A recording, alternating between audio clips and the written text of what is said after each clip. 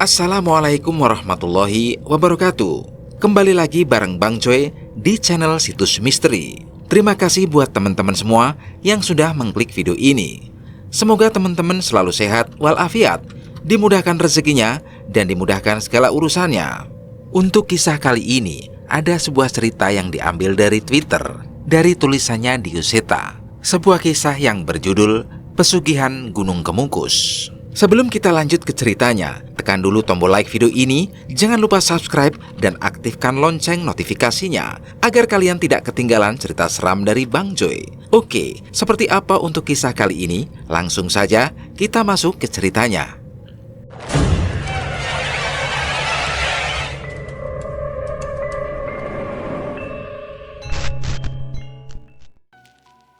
Ini gerobaknya, Pak. Semoga cocok. Jangan ditawar lagi ya, sudah murah banget, ucapku pada seseorang yang menghampiri warungku di terminal yang sudah tutup hampir beberapa bulan. Ya sudah Pak, saya bantu. Tapi tolong dibersihkan dulu ya. Lalu bantu saya naikin ke pick up, ucapnya. Enggak Mas, terima kasih, balasku. Aku membersihkan gerobak soto yang telah kugunakan selama 5 tahun berjualan. Banyak kenangan saat merintis usaha ini muncul dalam kepalaku. Namun aku harus mengikhlaskannya saat orang itu membawanya meninggalkan terminal. Beneran kamu jual, Jo? Habis ini kamu mau cari duit dari mana? Ucap Mas Eko, supir bus yang sempat menjadi langgananku dulu. Lambu Mas, yang penting anak istriku bisa makan dulu, jawabku dengan setengah mengeluh. Terus kamu jadi ngikutin kata mbah-mbah itu buat kemana itu?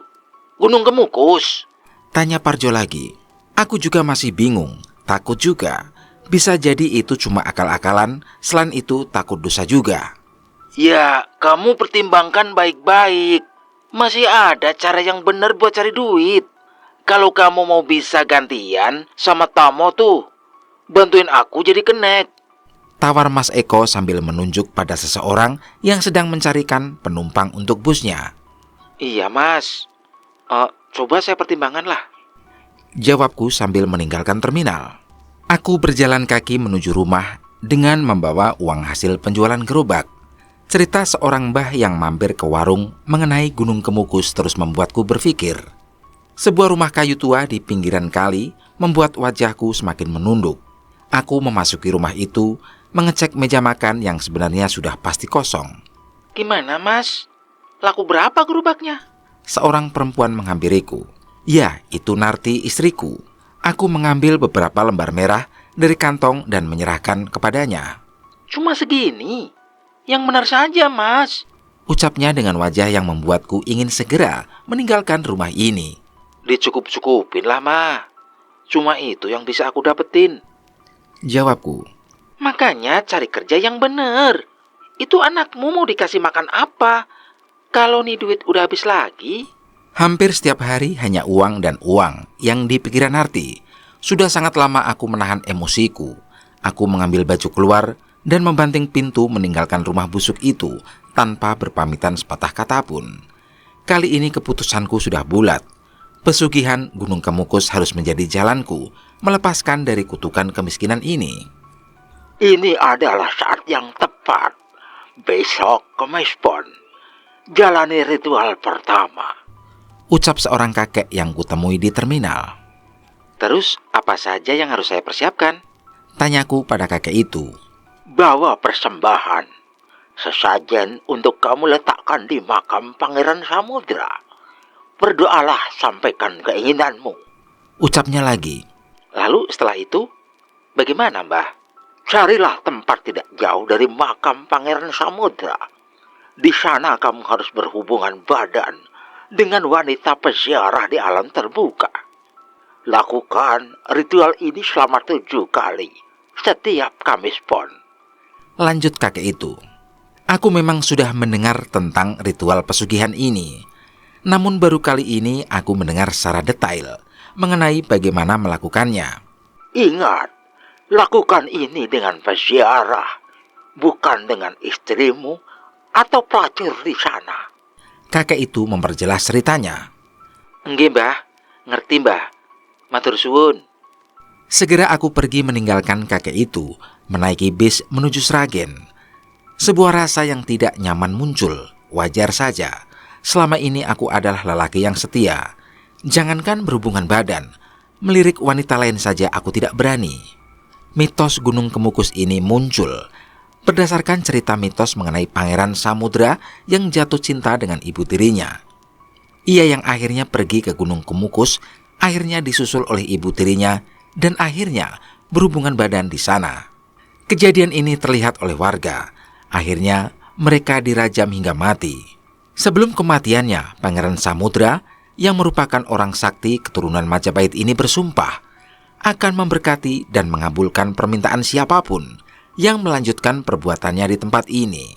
Cerita ini merupakan mitos, namun banyak yang mempercayainya dan mengaku membuktikannya. Bus berhenti di sebuah persimpangan. Aku melanjutkan dengan ojek dan perahu warga untuk mencapai tempat itu. Memang pada saat musim hujan untuk mencapai Gunung Kemukus, terdapat genangan yang harus dilewati dengan perahu. Awalnya aku sedikit ragu, namun ternyata cukup banyak orang di sini yang sepertinya memiliki niat yang sama. Piyambakan, Mas. Ucap seorang perempuan menyambut kedatanganku. Nggih, Mbak. Aku menjawab seadanya. Mbah sudah menceritakan mengenai PSK yang akan menawarkan diri untuk berhubungan. Namun jika aku melakukan itu, ritual pesugihan akan menjadi gagal dan hanya menjadi pemuas nafsu saja. Aku terus berjalan. Terlihat ada seorang wanita berumur 30-an, berambut panjang dengan tubuh cukup menggoda, yang menarik perhatianku. Di tangannya seperti membawa kembang untuk ziarah. Ia menoleh ke kanan dan ke kiri seolah mencari sesuatu. Piyambakan, Mbak. Tanyaku pada wanita itu. Nggih, Mas. Masnya juga? Tanyanya dengan sedikit malu. Iya. Mbaknya kesini mau itu juga? Aku melanjutkan pertanyaanku. Iya, Mas. Jawabnya dengan singkat. Sama saya saja gimana? Dengan mengumpulkan rasa keberanian, aku memberanikan diri. Boleh, Mas. Masnya sudah ke makam? Wanita itu melanjutkan. Belum. Ayo bareng aja. Ajakku. Sedikit lega. Setidaknya aku sudah ada pasangan untuk melakukan ritual ini. Kami berbincang cukup panjang selama di sana. Wanita bernama Ningsih itu bercerita mengenai warungnya yang katanya diguna-guna oleh orang sehingga sepi, dan mencari peruntungan dari pesugihan ini. Kami sampai ke makam. Sesuai dengan arahan, kami melakukan ziarah dan melakukan doa menyampaikan keinginanku untuk menjadi kaya. Di sini saja, Mas. Ningsih menghentikan perjalanan kami di sebuah tempat yang cukup lapang. Suara gemericik seperti air terjun terdengar dari sini. Tak jauh dari tempat kami juga terlihat beberapa orang yang sepertinya memiliki tujuan yang sama seperti kami. Aku mengeluarkan tikar yang kubawa dan menggelarnya di tempat itu. Mas, pelan-pelan aja ya. Ucap Ningsih. Aku mengangguk. Namun bentuk tubuh Ningsih yang menggoda membuatku semakin tidak sabar. Satu demi satu baju Ningsih ku lepas. Ku sentuh lekukan-lekukan tubuhnya. Terlihat Ningsih mencoba menahan malu. Aku mengecupnya, sekedar menenangkan. Namun tentu saja nafsuku lebih menguasai.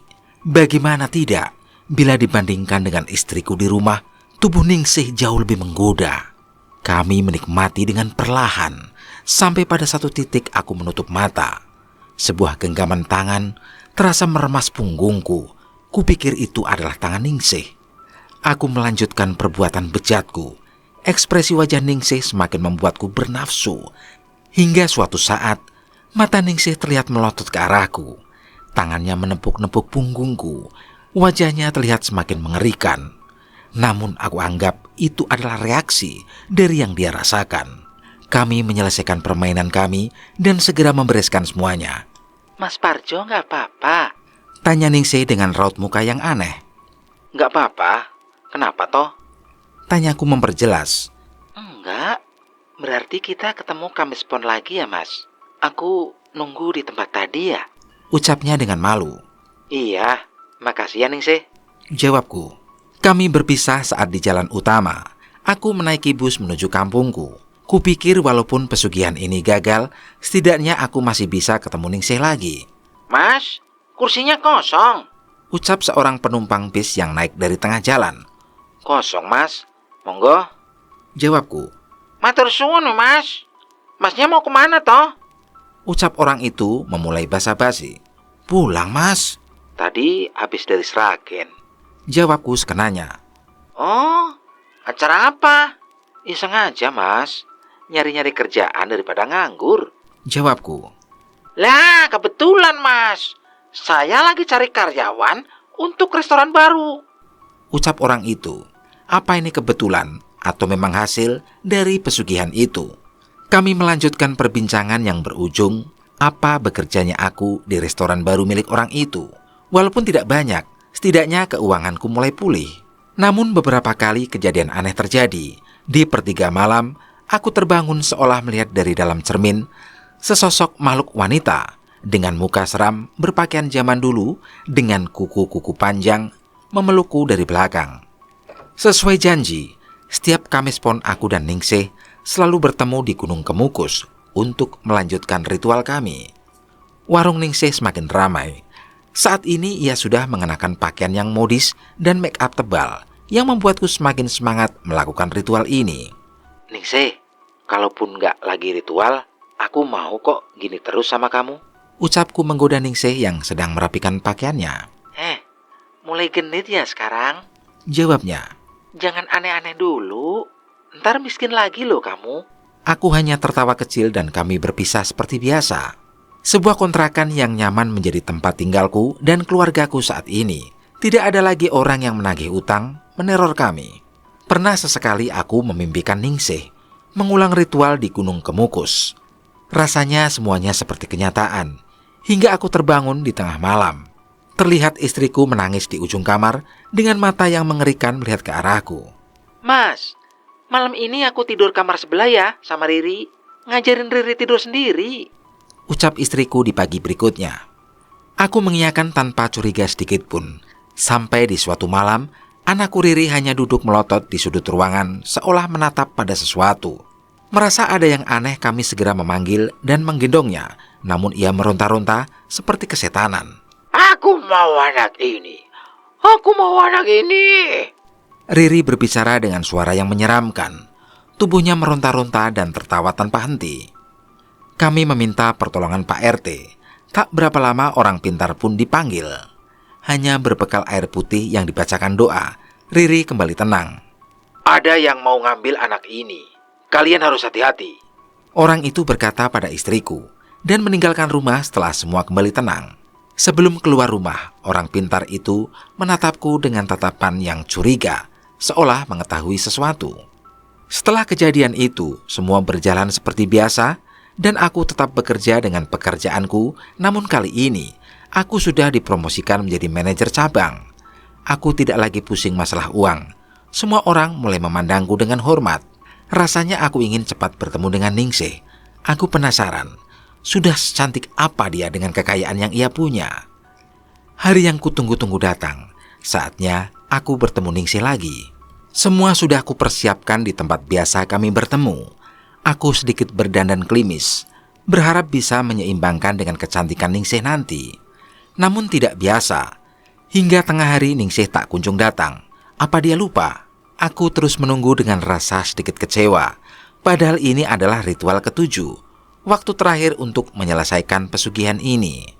Beberapa PSK menghampiriku menawarkan diri, tak jarang yang memaksa. Namun aku tetap ingin menunggu Ningsih atau tidak sama sekali. Langit mulai memerah. Ningsih tak kunjung datang. Aku pun pulang dengan kecewa. Namun sebelum meninggalkan tempat itu, terdengar suara memanggilku. Mas, maaf terlambat. Terdengar suara Ningsih menghampiriku. Tak sesuai dugaanku. Ningsih hanya berdandan seadanya. Terlihat wajahnya sedikit pucat. Kamu kemana aja?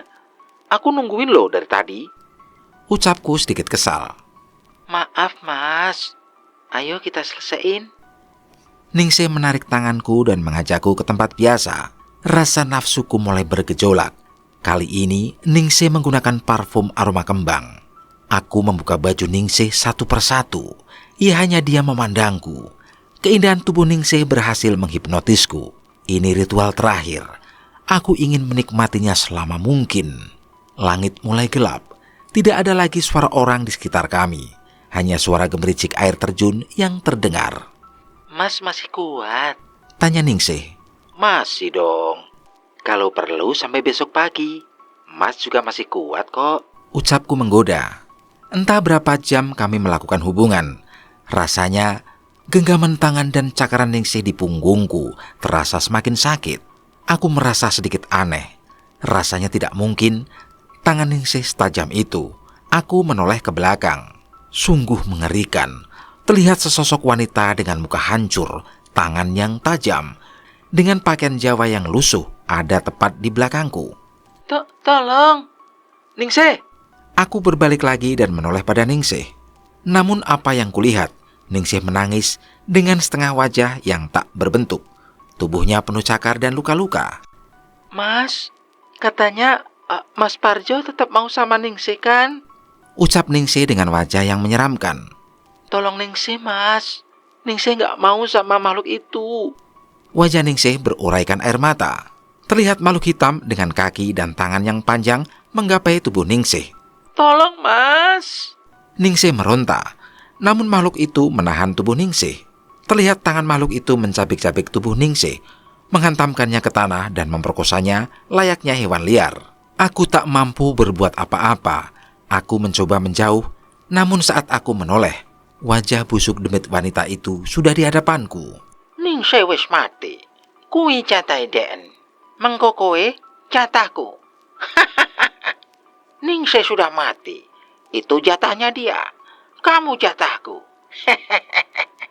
Oke teman-teman, bagaimana menurut kalian tentang kisah ini? Silahkan tulis di kolom komentar dan terima kasih buat teman-teman yang sudah mengikuti kisah ini dari awal sampai akhir. Buat kalian yang baru gabung, jangan lupa like dan subscribe.